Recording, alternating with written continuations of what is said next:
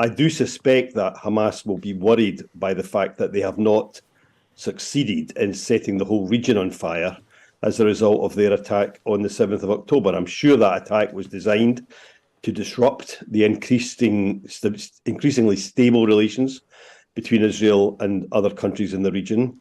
And I think they will be concerned that the reaction against Israel has been strong in words, but there haven't been the sort of response across the region from governments and even in many cases from individual Arab citizens that I think Hamas would have hoped for. The resumption of fighting this morning, already we're hearing the numbers of those who've died. From Israel's perspective, they say militarily they don't have a choice, they don't have an option.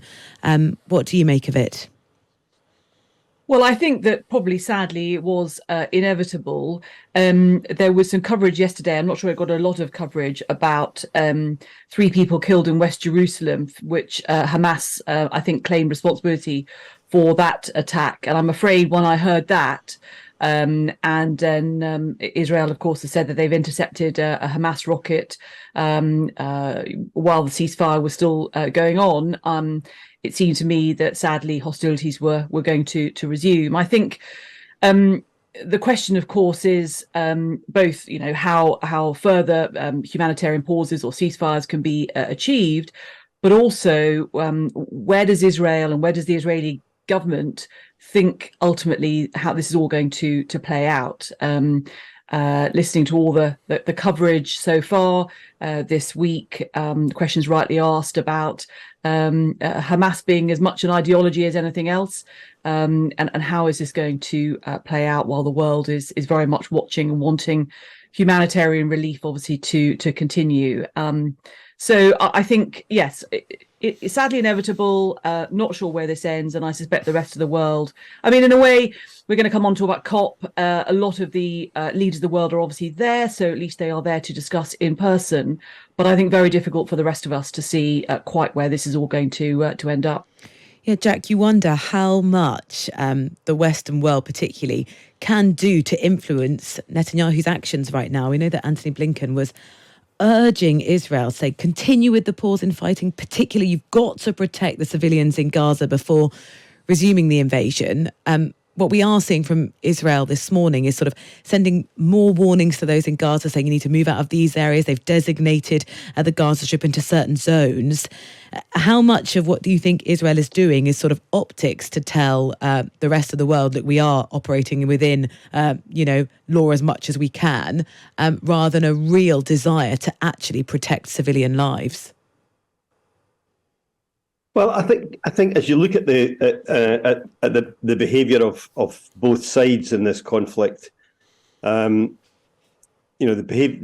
impact of the Israeli bombing is clearly worrying to any humanitarian and any human being in the world. But on the other side, you don't see Hamas organising, international medical staff to go in and help those hostages that are injured or have particular conditions, in a way that we did see the Israeli soldiers helping babies and others out of the hospital that they were involved in fighting around.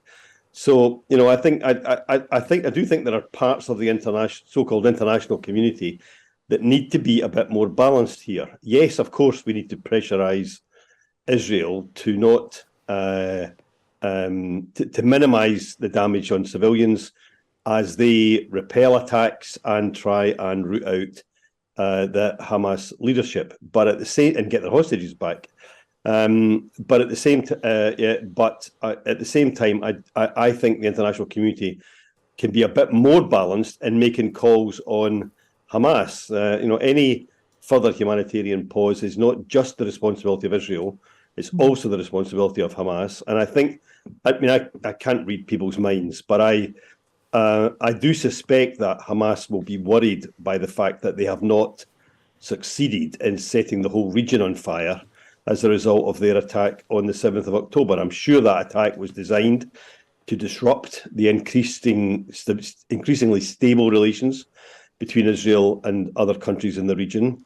And I think they will be concerned that the reaction against Israel has been strong in words, but there haven't been the sort of response across the region from governments and even in many cases from individual Arab citizens that I think Hamas would have hoped for, because they clearly want to disrupt things. So I think they will continue with their efforts, and I think Israel needs to be as proportionate as possible in its response.